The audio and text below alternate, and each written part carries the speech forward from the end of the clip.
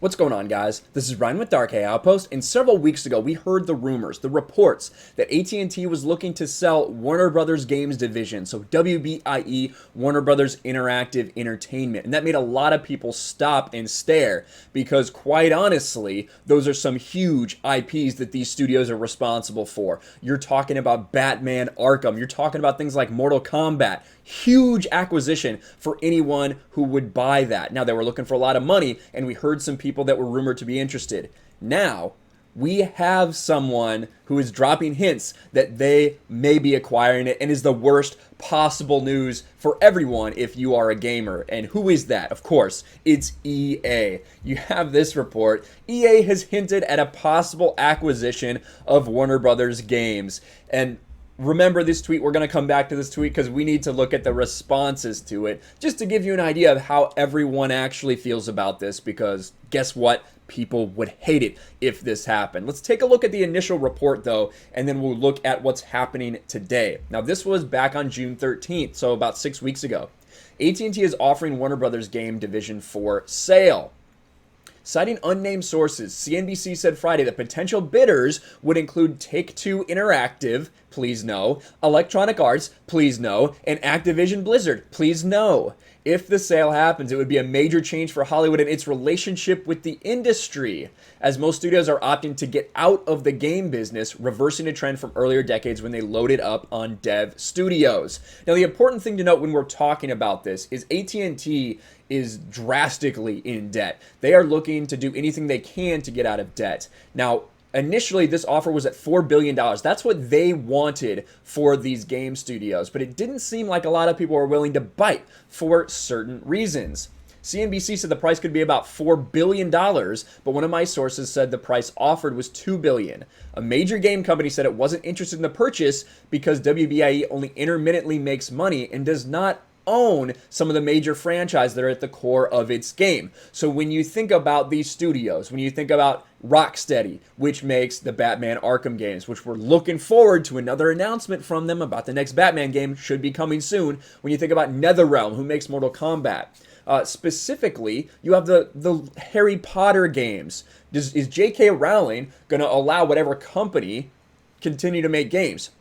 No one is sure. They're only selling the studios. They're not necessarily selling the IPs. I would have to imagine that this would be part of the agreement, that Warner Brothers or at&t would be basically contracting them to make the games for them, still getting rewards from the IPs of the characters that they are using. That's why $4 billion is way too high of a price. But what did we find out today? EA hints at possible acquisition of Warner Brothers Games. EA has hinted at a possible acquisition which is reportedly up for sale. With an acquisition of Warner Brothers Games, they can inherit prominent studios like NetherRealm, Rocksteady, TT Games, and Warner Brothers Montreal, as well as like 6 others.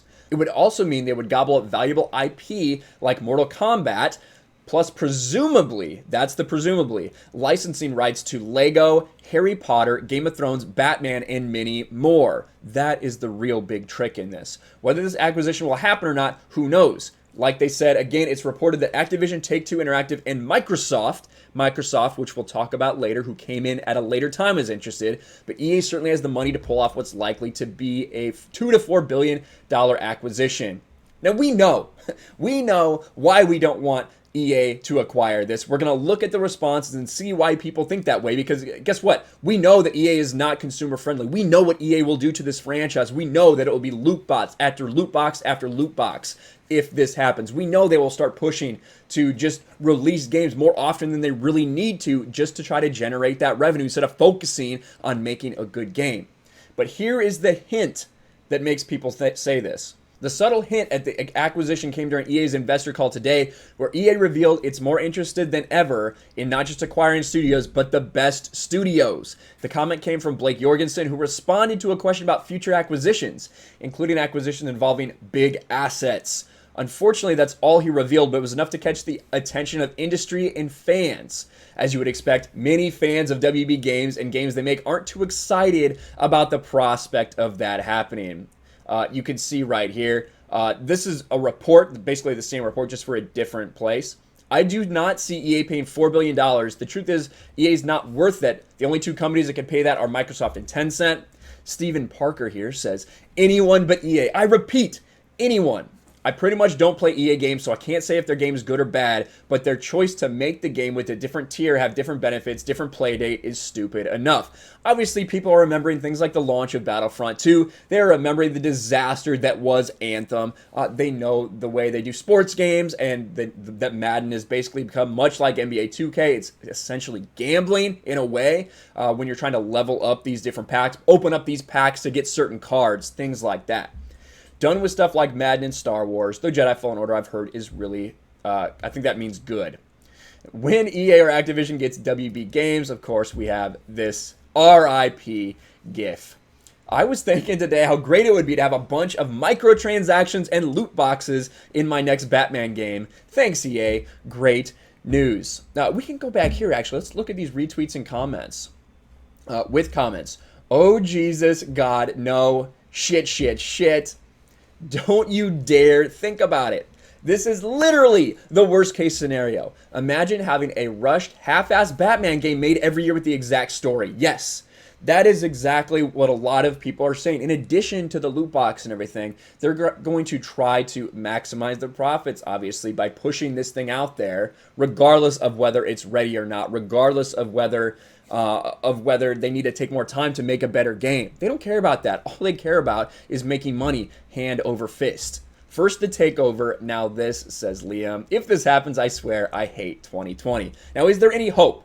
We heard those places that were interested. Activision, please no, I don't really want that. Take-Two, nobody wants Take-Two. EA obviously would be a worst case scenario if EA took over. But what about Microsoft? We heard this rumor. Microsoft interested in buying Batman, Mortal Kombat dev WB Games. Now, Microsoft poked their head in a couple weeks ago and said, hey, if you're selling that stuff, we might be interested. We know that Microsoft would have the money to do this. And with an acquisition like this, that could really help them in their fight against PlayStation 5 and Sony. What if they acquired it and said, well, Batman games are only going to be on Xbox from now on? What a power move that would be. Same thing with Mortal Kombat. What if they did that? Now, you're talking about a lot of money to then just make games for your Xbox, but you're talking about then selling your hardware. So there's a lot of thought to go into it, how financially viable it would be for Microsoft.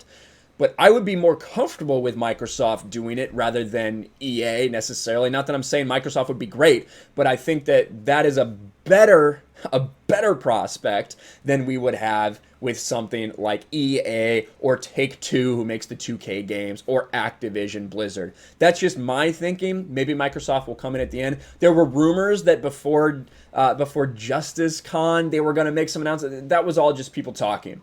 It was all because there was a sale on Microsoft Xbox Store, a Warner Brothers developer sale. That happens all the time. I've bought stuff off of that before. That doesn't mean anything. That was not some secret messaging that it was going to happen. Of course, it didn't happen.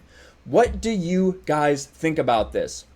I want to know your thoughts about EA potentially acquiring Warner Brothers games. You've heard mine. Obviously, it's pretty clear I don't want this to happen. I don't think there's anyone who plays games that wants this to happen. But the fact that EA dropped a hint is very discouraging to a lot of people. Could EA do great things with it? I suppose. Maybe if they just bought it and let the studios do what the studios are already doing, didn't put any pressure on them to do anything else. Maybe, but do you really see EA going that route? EA, who has put loot boxes in everything. EA, who has put TV ads in UFC 3. Is that really who we want making our next Batman game, making our next Mortal Kombat game?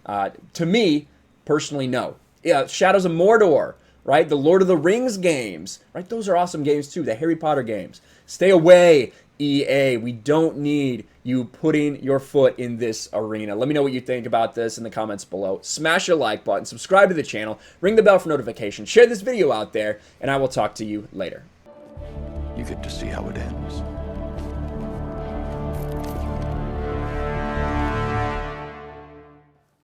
Thanks for watching, everyone, and a huge shout out to my patrons. I appreciate you guys so much. Want to follow me on Twitter or Instagram? Check out the description below. You'll find links to my P.O. box and my Patreon as well. And I'll talk to you guys later.